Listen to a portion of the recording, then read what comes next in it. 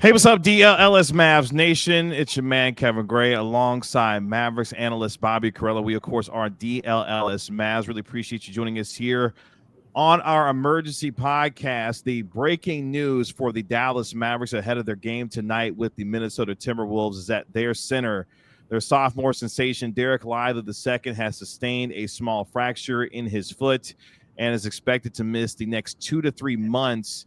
As reported by ESPN. Of course, Lively has been out since January the 14th with what has been described as an ankle injury. Unfortunately, the news coming just about 25 minutes ago that Lively is, in fact, dealing with a fracture in his foot, which means he will be out for the next 2 to 3 months. We really appreciate you joining us here on DLLS Sports as we have our Mavericks analyst, Bobby Carella, and our Mavericks beat writer, Tim Cato, as we break this all down at what has been, unfortunately, in a lot of ways, gentlemen, and Bobby, I'll start with you here, a season from hell in a lot of ways when it comes to the injury front for this team. Unfortunately, yet another, no pun intended, bad break for the Dallas Mavericks when it comes to Dereck Lively this time dealing with this foot injury. Yeah, every single day something happens to make this situation worse. Like we thought, okay, Luke is going to be out for a little bit. No, he's actually going to be reevaluated in a month. And also Kyrie's going to get hurt. Kyrie's going to come back, but then Lively's going to get hurt. He'll only be out for maybe a couple weeks. Nah, he is going to miss maybe the rest of the regular season because 2 months from now is March 22nd. The Mavs' last game of the year is 2 or 3 weeks after that. If he misses 3 months, he's not only missing the regular season, he's probably missing the first round. This is the worst day of my life, KG and Tim. I don't want to over exaggerate, but I don't think it can get any worse than this. I mean, gut feeling right now. Is this team?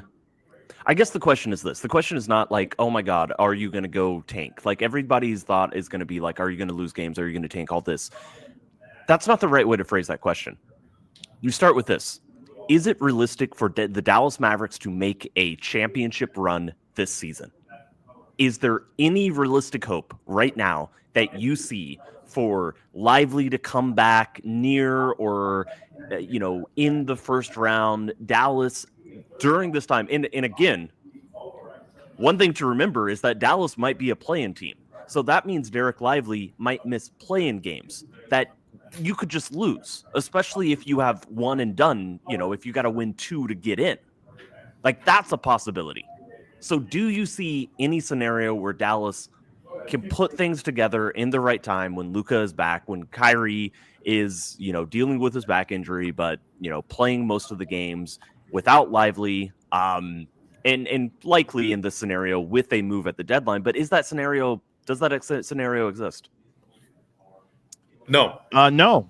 I don't believe so.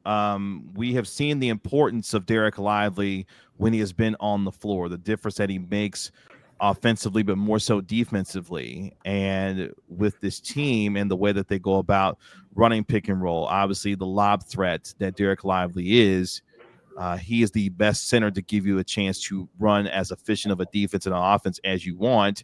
And if he's not going to be available, I don't see realistically how this team makes the kind of championship run that they desire to, based off of the way that this team is built. I mean, I don't think it's likely. I still think there are paths where everything works out and the team is, maybe not in its best form, but is healthy or more or less healthy with a 6th seed. Now, this would require trades at the deadline. This would require players coming in. This would require a Gershon Yabusele, a Duop Reith, Ben Simmons if he gets bought out. Like, there has to be somebody else as a backup center, as a big man, somebody coming in at the 4. I don't think the team, and I don't know. I haven't talked to anybody on the team yet. I mean, it's way too early to truthfully know what they're thinking. I'm not yet convinced the team thinks that this season would be just my gut feeling says the team doesn't think this season is cooked. And then you run this very difficult situation of how do you play but not overextend players on injuries without outright, tanking, or without outright, when that might just be the scenario. I don't know.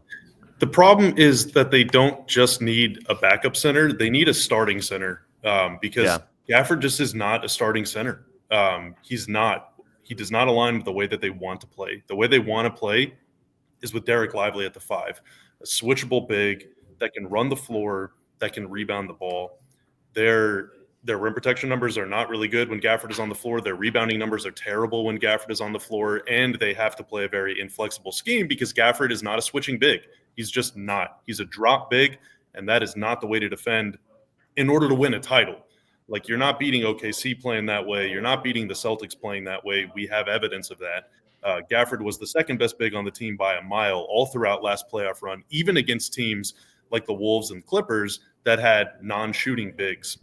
More teams have shooting bigs now. You're going to have to go not only through the Thunder, but through a road series against the Thunder in order to get out of the West. And you might have to play them in the first round now, not in the conference finals. So, the domino effect of this is very steep. But, I think the real problem is, Matt Moore, HP Basketball, famous Mavs hater, right? Everyone knows. He had a really good tweet earlier today that was not about the Mavs, but he said 76 of the 78 NBA champions were a top 3 seed in their conference. That's a lot. Okay, that means 2 teams that weren't a top 3 seed have won the title. The Mavs in 2011, when they won, were the number 3 seed, and they were considered a dark horse team. This year's Mavs team will be lucky to be top 6. They will more than likely be a 7 or 8 seed if they even make the dance. Now, if they're full health, I believe that they can beat anybody, but it means they're going to have to go. They're going to be the road team in every single series they play once again. And last season's playoff run, I believe they were the better team in most of the series that they played. It was still historically unlikely for them to be the road team, the underdog in a series every single time and still win. It's just really, really hard to do it that way because every game 7 is going to be on the road. Every game 1 is going to be on the road. Even if you're the better team, it's tough to do that. It's tough to win games away from home. And now the Mavs are almost guaranteed to be a road team in every series they play, unless there's some other historic upset somewhere else. So the deck is really stacked against them if they can even make it that far. In any scenario where Dallas is able to salvage the season, it comes from this 2 to 3 month timeline, and specifically that it's much, much, much closer to 2 months. We've seen foot injuries like broken bones. This is not, what is it? Liz Frank. This is a fracture of as far as we understand the injury, it's a small fracture, which is not as serious as some, broken bones and foot injuries that you can have. But we've seen, especially young big men, miss entire seasons because they broke a bone in their foot. Foot injuries with big men are very scary. Foot injuries with big men are scary. So if there's any, if Dallas has any concern that this is going to turn into a season-ending injury, that's when there is zero question that there is any path to, a championship this year. There isn't. If Dereck Lively's not on the court, there is not a path. And so that leaves you with the very difficult situation of how do you approach the rest of the regular season when you have a team that's window is, intentionally shortened, artificially shortened by the moves Dallas has made over the past couple of years. And they do want it's hard not to play them. But both have injuries right now, and that is something that could be extended. It's very difficult. It's very difficult to imagine quite how to juggle that, but it does seem like unless there is total optimism around the team that Dereck Lively's injury will be, should be a 2-month situation, unless there's total optimism that he would be back, quite frankly, for a potential play-in game. I think that's the mindset that you have to have. Unless you have a lot of optimism that's the case, then yeah, I do think the best case scenario is that this team does not have a path to the finals and thus does not need to prioritize making the playoffs, because the ultimate goal of this team at this moment of their window is to win a championship. And if that is off the table because of Dereck Lively, then yeah, you start looking pragmatically at what you can do, what is best for the team to win a championship in this window. And this window extends longer than the season.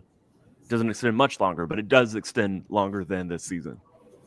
Let's get to the super chat from Martin the Polar Bear, the $5 super chat. He says, We'll naturally lose too many games to make the play-in with Lively out. Our defense will look similar to how it was in 22-23.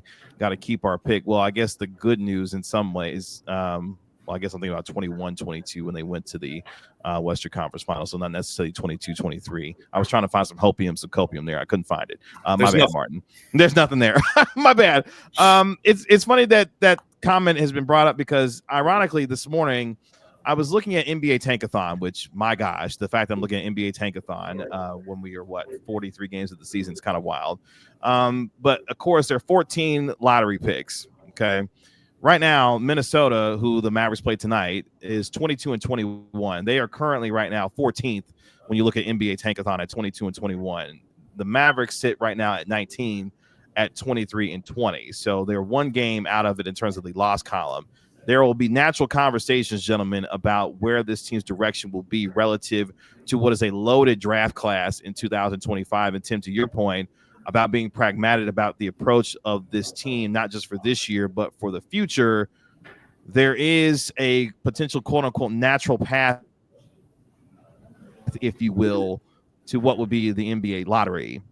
I don't know if we're necessarily ready to have that discussion yet, but a lot of Mavericks fans will be in that mode. We've already seen capture the flag photos start to show up with Cooper Black in Mavericks uniforms, with the idea being that might be the approach that needs to be taken going forward here.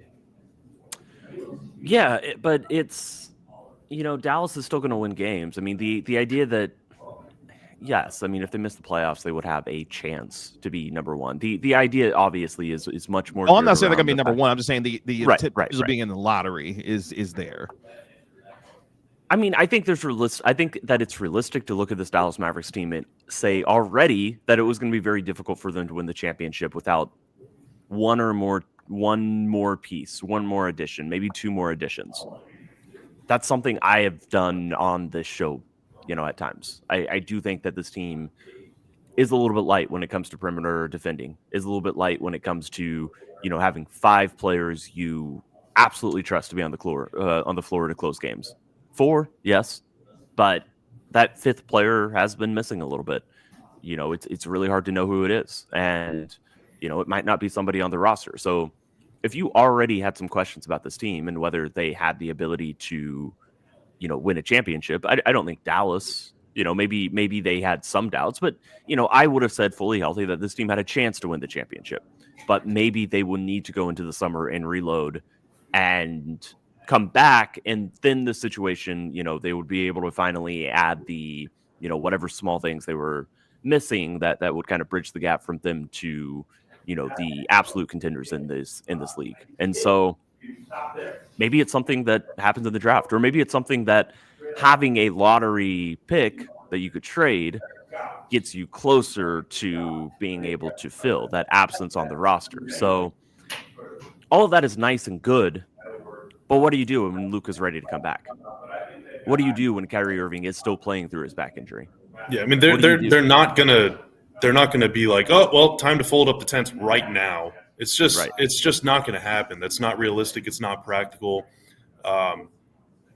Even if they lost every single game of the season from here on out, they have 23 wins right now. If they go 23-59, they might not even get a top 5 pick.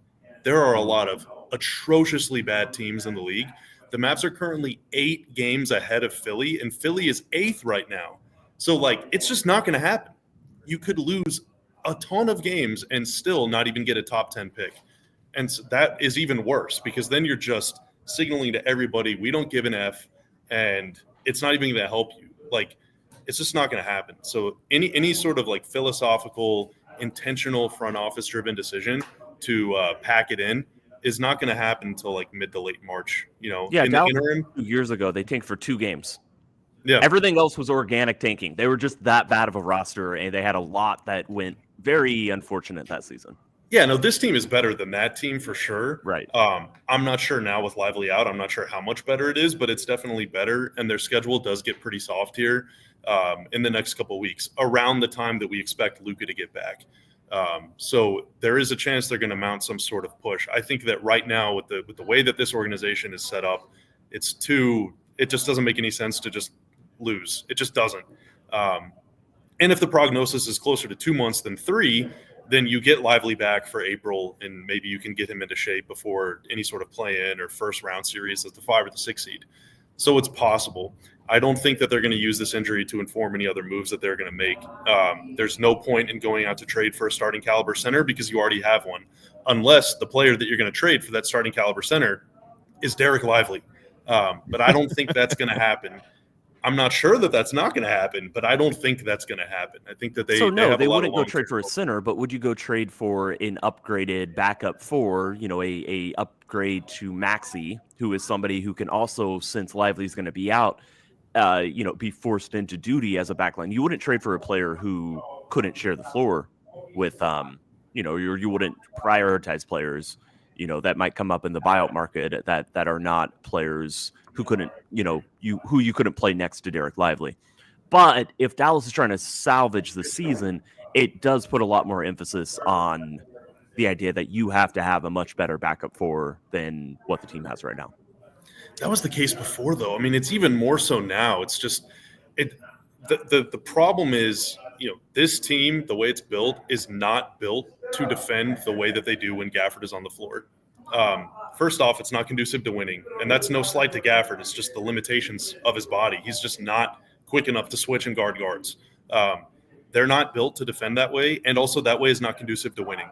So they're going to be square peg, round hole for the rest of the season if he remains the starter. So it almost doesn't even matter. It almost, not in like a nihilistic way, but fundamentally, philosophically, when it comes to building a team, it does not matter. You can go and trade for a guy that could fit with Lively, but in the meantime, that guy's going to have to fit with Gafford, and that just doesn't exist. It doesn't exist. That type of player does not exist. And so I'm not hopeless. It's just they're not going to be playing the Mavericks basketball that they want to be playing for the rest of the season. Very much like they did in 22-23. That's not the way they wanted to defend. That's not the kind of roster that they wanted to have.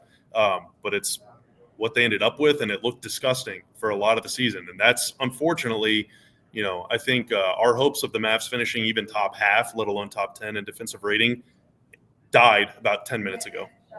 Yeah, and I guess I'll be that guy today. The basketball guys are clearly sending a message, it feels like, to this team, the way that the injury situation has gone about the way so far this year. And sometimes when you're an organization that's been put into a position like this, sometimes you might need to take the hint. And obviously this team, especially its superstar, is too competitive to get out here and smoke games for the sake of smoking games for a potential, being potentially in the lottery at all. The likelihood of getting a number 1 pick is not there. This team is going to win too many games for that to happen. But to be in the top 14, that is still a possibility. And this team might not be good enough, even with what it has available to it, to not win enough games to even be in that position, or win enough games to be in that position. So the question now for me is, what now happens going forward here? Because Daniel Gafford is going to be your starting center going forward. He's not moving at the trade deadline. You can't afford to move him. How does this team start to look and play once Luka comes back, hopefully knocking the rust off fairly quickly once he does, but also a team that has to help manage a 32-year-old player in the 14th year of his career with a back injury that he is publicly said is a bulging disc in his back. What is the next step for this team and how they go about playing night in and night out, knowing that they won't have Lively going forward here? You got to try and win. I mean, they're going to try. You play out the rest of the season. You just have to. You play out the rest of the season. If you stumble into the 12th pick, cool, I guess. That pick is about as valuable as a $20 bill this summer. It did net him Dereck Lively II at 12. Yeah, and that was a massive victory. You look at the track record of what happens at 12. Like, you're better off using it than trading it at that point in the draft. Yeah, so I think 12 is much more valuable than 24 when you're looking realistically at the. Sure, yeah. If you're trying to trade for, yes, star player X this summer, the 12th pick is meaningless. Correct. Basically, yeah. When I said, does Dallas still view itself as having, or does Dallas think it is realistic that this team can either avoid the play-in or it can have Dereck Lively back for the play-in games? If it doesn't mean Dallas tanks. Obviously, this is not a team that could do that. It's not a team set up to do that. You don't tank with veterans in your, in the 30s, in their 30s. What you do is you have so much more caution, and when it comes to Luka and Kyrie's injuries, and you just emphasize the fact that nothing that happens this season can diminish the health of those two players going into next season, because that's when you have now reorientated your franchise focus to maximizing your chances to win a championship next year. So that's really what Dallas has to decide. If they still feel they have a 5% chance to win the championship this year, they're going to go for it, and they're going to maximize it this year. I think Daryl Morey has said that before, that, you should go all in if you think you have a 5% chance. That is a big enough chance that is worth going for it. Most teams do not get a 5% chance, 5% chance to win the championship. They might not get it for 5 years. 5% is a realistic outcome. Dallas thinks they have 5. If they think they have 10% chance, a 10% chance of getting through the West, everything working out, then they should still go for it. If you think you have less than that, again, it's not tanking, but it is maximizing next year at the expense of, a loss, a game, a regular season game here or there in March that, Luka or Kyrie maybe could play in, but shouldn't. Yes, this is fine as it's burning around everywhere, it feels like, for this team. DFW injuries have just snake bitten their franchises over the last 12 to 14 months. It's just kind of, I had to say that real quick. It's just ironic how the Cowboys, the Rangers, the Mavericks have all been going through, even the Stars, losing Tyler Sagan as well. The injury bug has just bitten the 4 major franchises over the last 12 to 14 months. If you're a DFW sports fan who cares outside of the Mavericks, the uncomfortable truth of, Tim, what you were saying is what maximizes your chance to win, not just this year, but also next year. The uncomfortable truth is Luka maximizes your chances to win at any point. And is he going to be 100% in 2 weeks or a month or 3 months if he's playing? Will he make the rest of the season, let alone the ideal scenario? He's been hurt. He's been limping for 4 years. We need to understand that. He's been limping since COVID, since you were locked in your living room. Again, they're not going to make any sort of choices until March. If it comes down to getting real nasty and taking on a fine, if they're going to get fined for what the Brooklyn Nets have been doing for 3 years, then that's not going to be decided until March. But if they lose 7 in a row before he comes back, then the choice becomes a little easier to make, and proceeding with caution, is definitely gonna win the day. That would be an interesting conversation to broach, because we know famously how he felt about the Mavericks, even what they did to eventually get Dereck Lively. He was not thrilled about the way the rest of that season ended, even with the success of getting Lively in the draft a little bit later on. Real quick. I'm sorry, KG. Roblox Gamer says we don't have a 2-center punch. It means a lot more to Dwight Powell. Powell's out now too. Yeah. Who knows when he's coming back? He's got a hip strain. Their centers right now are Daniel Gafford. That's it. I'm not frozen. That's it. Maxey, I guess, is your backup 5 and your backup 4. If Maxey's your backup 5, then your backup 4 is Kessler Edwards, who has this many made shots this season as a Dallas Maverick in a whole lot more minutes than this. Or your backup 4 is Omax, who one day plays like Draymond and the next day plays like Draymond on a bad day. I should bring this stat up again, because we've cited it plenty of times on on alldlls.com and on the show in the past. But the difference between Dereck Lively and Daniel Gafford is that when Dereck Lively is on the court, I probably should use NBA stats for this. It's a cleaner way of showing the difference. You want to talk for 1 second, Bobby? Yeah, I'll just go back to last season's playoffs again, because if this team is built to win a title, then we need to judge them through that lens. Yeah. Last season in the playoffs, when Lively was on the floor, the Mavs were +9 per 100 possessions. When Daniel Gafford was on the floor, the Mavs were -5.4 points per 100 possessions. In the playoffs, against teams that you will be playing again this year in the playoffs, including one team, OKC, that is much better than it was last season when you but when you beat them in the playoffs with a lot of close games where every single point matters. That is a 14.5-point swing per 100 possessions between just those two guys. And if you think that's just the playoffs, well, this season, Dereck Lively is, when he's on the court, Dallas beats teams by 8.1 points per 100 possessions. When Daniel Gafford is on the court, Dallas loses 1.3 points per 100 possessions. That's so more this than is 9 not points. just that's a swing of 9 points. It's not just a scenario where Daniel Gafford struggles specifically against like the top tier playoff teams. And now he's a good player. And he struggles because Dallas has a very specific scheme that requires him to do things that, would need him to do things for them to succeed that he cannot do. But Dereck Lively is on the verge of being a great player, and that's the difference. And he is a perfect fit for what Dallas needs to do, not just because they've chosen that defensive scheme, because it is the best version, it is the best defensive scheme they can choose when they have lineups that are made up of Kyrie and Luka. So this is what Dallas is looking at. They're not comparable players to what Dallas does, and it's going to get a lot more difficult. This is, the regular season is going to get a lot more difficult. Tinfoil hat. This is not.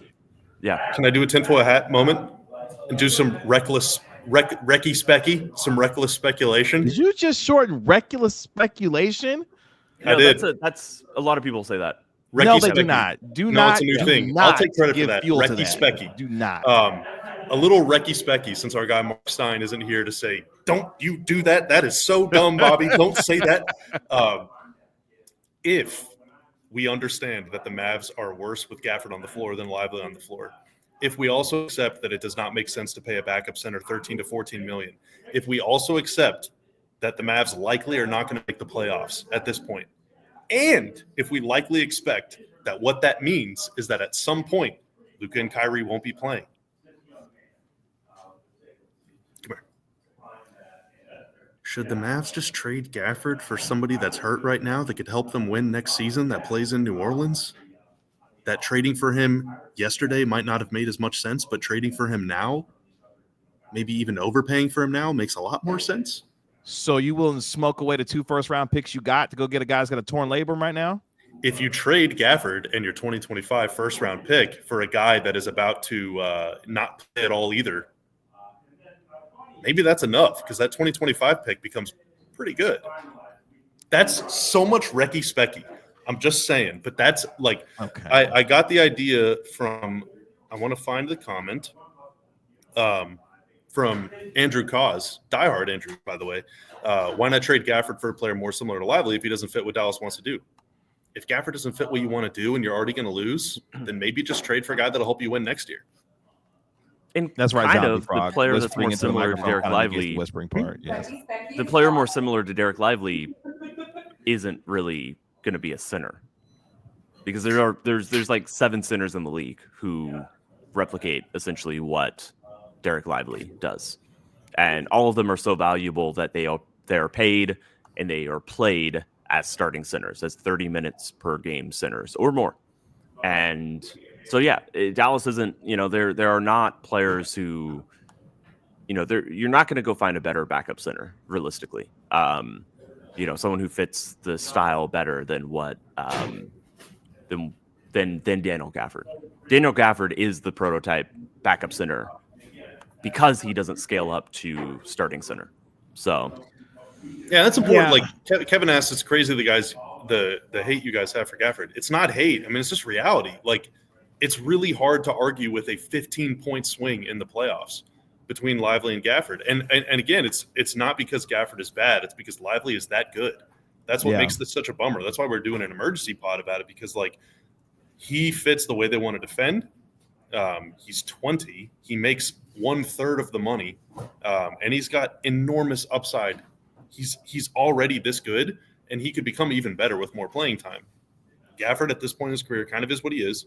He's not as fast-footed as Lively, meaning he can't switch and guard on the perimeter, which is what they want to do. The big advancement the Mavs were able to make this year is that they could switch more, have Lively play out more, so they're dropping less, thereby conceding fewer open jumpers, fewer drives to the rim, and all that stuff. None of that is the case the way that Gafford is built to defend.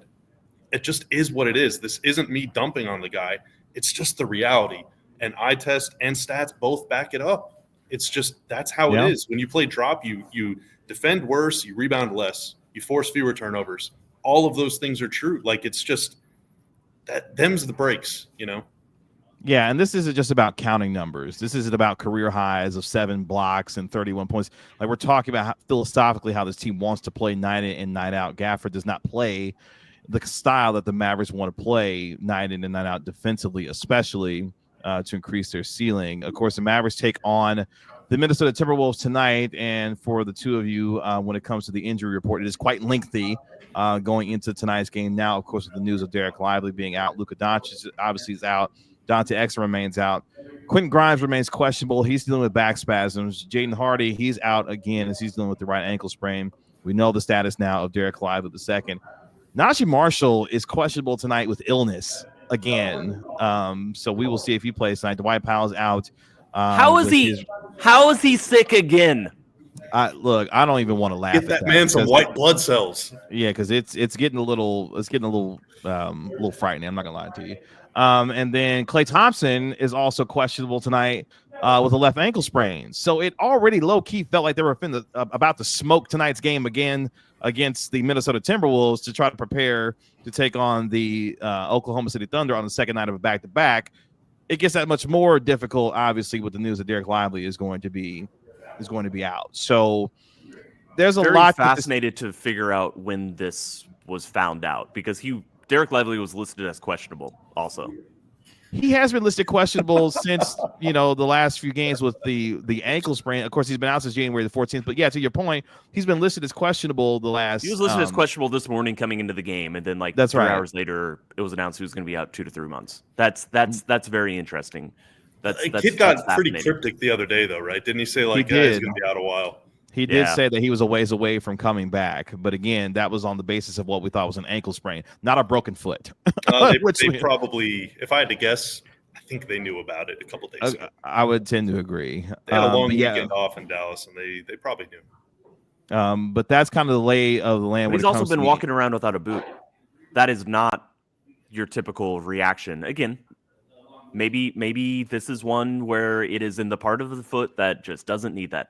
But I wouldn't say that how he's been treating it, being around the team. I believe he was on the road with them. Mm-hmm. Yes. It's described as a small fracture, which, I studied feet bones in college for 14 years. So I'm something of a foot expert. But it feels like if it's a small Quentin fracture, Tarantino. Yeah, it feels like if it's a small fracture, it is one of those things that there's really nothing you can do but just kind of sit around. And maybe a boot doesn't really help, but playing could make it worse. Maybe it's one of those things, but also that's Recky Specky too. All right. Enough with the Recky Specky. We will have our pregame show at 5:45 p.m. Despite Bobby wanting to pause the NBA season, we will have our pregame show at 5:45 p.m. tonight. That's a lie, G2. That's a lie. I'm better than that. Not to shame. I'm not shaming anybody, but I would not confess to such a thing on the internet.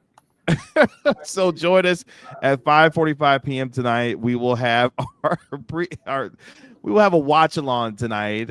We will watch a version of the Mavericks play the Minnesota Timberwolves tonight with our guy Jesse Holly of the DLLS Cowboys podcast. Hell, he might have to go suit up at this rate, based on the way the injuries are piling up for the Dallas Mavericks. We agreed to do a watch along yesterday, and then this happens today. We're the worst. We are the worst. The curse of the watch along continues when it comes to us in this basketball. I'm leaving team. y'all. Yeah, we've got a lot more work to do later today.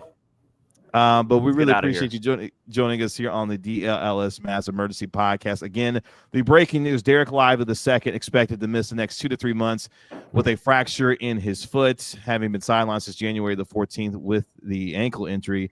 Now has turned, unfortunately, into something much worse for this team. We will have much more with our national NBA insider Mark Stein during our post-game show as well, with the up-to-date latest information when it comes to Dereck Lively and this injury situation for the Mavericks. That is our Mavericks beat writer, Tim Cato. That is our Mavericks analyst, Bobby Carella. I'm your host, Kevin Gray. Really appreciate you joining us here on the DLLS Mavs Emergency Pod here on DLLS Sports. We'll talk to you at 5:45. Y'all be good. Peace. We all silly like the mayor.